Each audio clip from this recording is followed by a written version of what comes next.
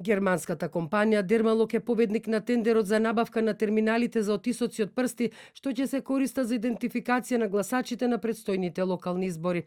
Председателот на комисијата Александар Даштевски денеска на пресконференција соопшти дека компанијата понудила најниска цена, имала најквалитетни терминали и гаранција за заштита на личните податоци на гласачите.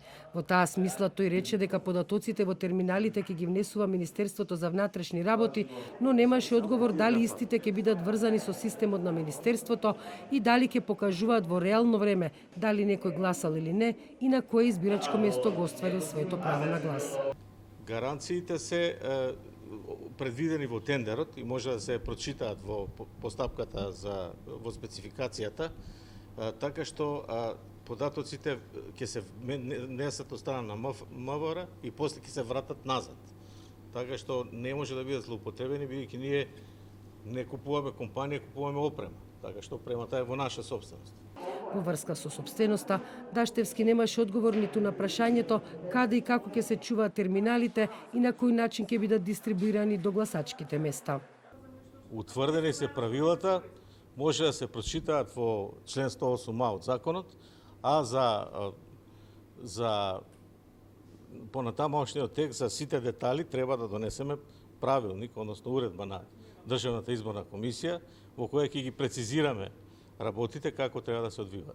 По изборот на Дермалок трае 10-дневниот рок за жалба, а ако биде потпишан договорот со германската фирма, тогаш терминалите треба да стигнат најдоцна до крајот на септември годинава. Во првата фаза ќе бидат испорачени 200 терминали на кои ќе се врши обуката на членовите на избирачките одбори. Даштевски уверува дека со претходно преземените мерки не постои можност за проблеми со компјутерскиот систем на ДИК, како оној кога на последните предвремени парламентарни избори системот за објавување на резултатите беше цел на хакерски напад. Поради ова обвинителството поднесе обвинение против поранешниот председател на ДИК Оливер Дерковски, тројца вработени во комисијата и еден управител на фирма.